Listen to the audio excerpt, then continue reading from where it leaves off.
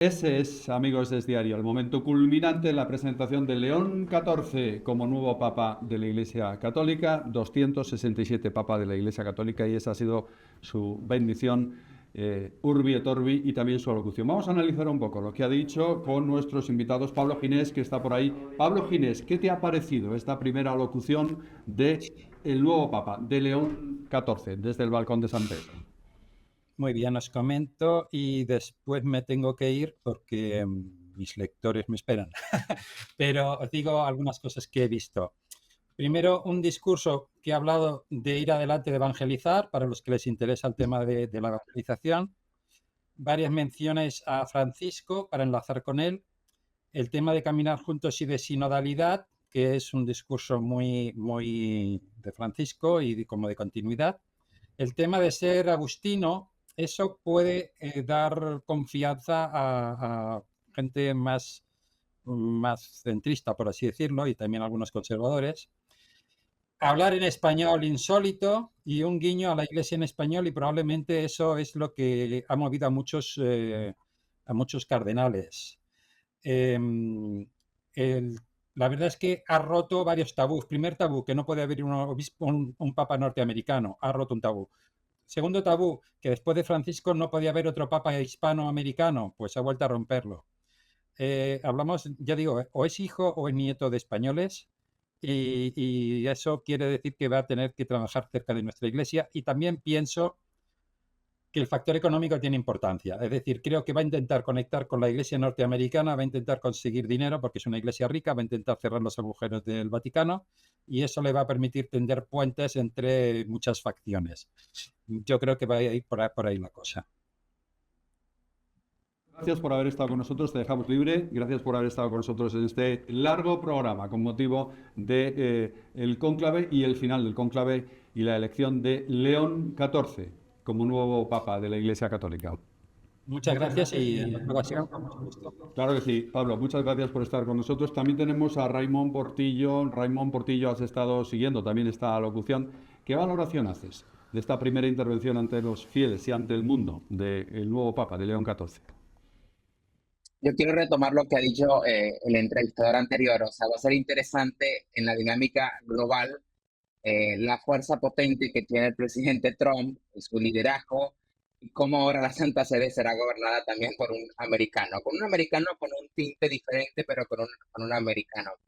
Sin duda, o sea, las alusiones al Papa Francisco, usando prácticamente las mismas palabras, camino de la unidad, sinodalidad, misión, hace pensar que será un papa en continuidad. Y me ha llamado la atención también muchísimo que hable de la paz, sobre todo porque lo que refería antes, el contexto de este cónclave es muy particular, sobre todo en Europa. Entonces, un papa que dedique sus primeras palabras a desear la paz, a hablar de paz, a bendecir con la paz, a invocar la paz, no solamente al mundo, sino también dentro de la iglesia, por un poco lo que habíamos visto en unos días que se nos hablaba de un cónclave muy polarizado y un cónclave muy ideologizado. La verdad es que no, la rapidez del cónclave hace pensar que los cardenales estaban unidos, cohesionados acerca de qué es lo que querían para el futuro de la iglesia. Y también me pareció muy interesante la cita que hace de San Agustín, eh, un gran santo en la iglesia y que se caracterice por el sermón que comentó, que es el sermón de los pastores, que dice, primero cristiano, después obispo, primero oveja, después pastor. Entonces, también hace como entender un poco la dinámica continua de que el papado definitivamente cambia con Papa Francisco y que ahora con el, el, el Papa Prevost o el Papa León XIV, pues seguirá profundizándose esa nueva manera de entender la dinámica de iglesia como pueblo de Dios que camina junto con su pastor. Y al lado quedarán, no sé, esas visiones monárquicas o imperiales del papado que definitivamente no tienen cabida en la contemporaneidad del mundo y ahora de la iglesia. Entonces creo que eso lo rescato y me parece muy interesante de sus primeras palabras. Ramón Portillo, liturgista experto en temas de iglesia, gracias por haber estado también con nosotros en este especial Es Diario Televisión, Conclave y elección del nuevo Papa. Gracias y hasta la próxima, Raimón. Muchas gracias, un saludo a la audiencia. Benjamín, vamos a ver, ¿qué podemos destacar? Porque ha habido, efectivamente, como han dicho nuestros invitados, una línea muy de continuidad con el Papa Francisco. Le ha citado hasta 3-4 veces. Bueno, esto es algo habitual. Siempre que se elija un nuevo Papa, el Papa electo elige al antecesor. Le ha citado muchas veces y luego también esa referencia a su comunidad peruana. En español, además, esto también es importante. Por lo poco, para mí era un gran desconocido y por lo poco que hemos podido ir viendo, indagando durante estos minutos, pues vemos que efectivamente era un hombre de la máxima confianza de Francisco. Él lo trajo a Roma, a la curia romana, precisamente desde Perú. Le dio un cargo muy importante en la curia, el responsable de nombramiento de obispos en el mundo. Ojo, es un cargo de gran La poder. máquina de Es un hacer gran- obispos. Es un cargo de gran poder dentro de la Iglesia Desde y luego. por lo tanto un hombre de máxima confianza, ¿no? Un hombre de máxima confianza. Los cardenales son obispos, es decir, los que le han elegido, algunos de ellos a lo mejor han sido nombrados indirectamente por él o aconsejados. El paso previo era, claro. Por lo tanto, un hombre de máxima confianza de Francisco. Luego ha repetido la palabra sin miedo, lo ha hecho varias veces, sin miedo, lo cual ya queriendo aventurar un poco, ¿cómo puede ser su pontificado? Pues un pontificado atrevido, sin miedo. Vamos a salir a Sin zapaduras, evangelizar, ¿eh? ha hablado de salir a evangelizar el mundo sin miedo. Bueno, veremos a ver.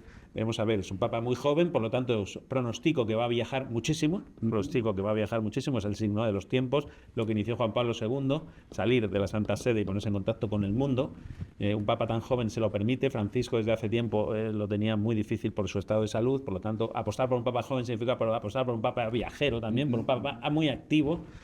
Y luego destacar efectivamente sus orígenes, ¿no? Parece que tiene antepasados españoles, no lo tengo muy claro, pero sí que es verdad que estuvo, fíjate, desde 15 años o 14 años en Perú, desde el 3 de noviembre de 2001 hasta el 15 de abril de 2001, en la diócesis de Chiclayo, en Perú, como obispo. De ahí fue trasladado como obispo de Acqua Pendente en Italia en 2015. O sea, de 2015 en Italia. Claro. Por eso domina el Ya italiano. el italiano lo dominaba, claro. Desde 2015 en Italia hasta 2023 estuvo como obispo de Acqua Pendente y luego fue nombrado en este cargo de la curia romana, el que designa los obispos en todo el mundo, al menos el que los propone, ¿no? Porque creo que el nombramiento es del Papa, pero el que los propone. Por lo tanto, un hombre con muchísimo conocimiento de la curia, muchísimo conocimiento de la Iglesia, por lo tanto, el encargado de nombrar a los obispos, lo cual sí que es verdad que los especialistas en esto venían diciendo en los últimos días que era uno de los requisitos indispensables para ser papa.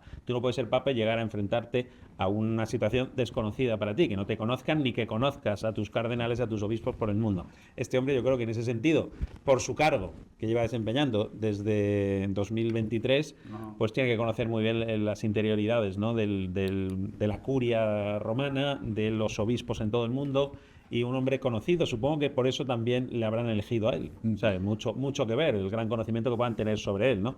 Y luego ya no sé valorar muy bien valorar muy bien si han elegido a un norteamericano o a un sudamericano. Claro.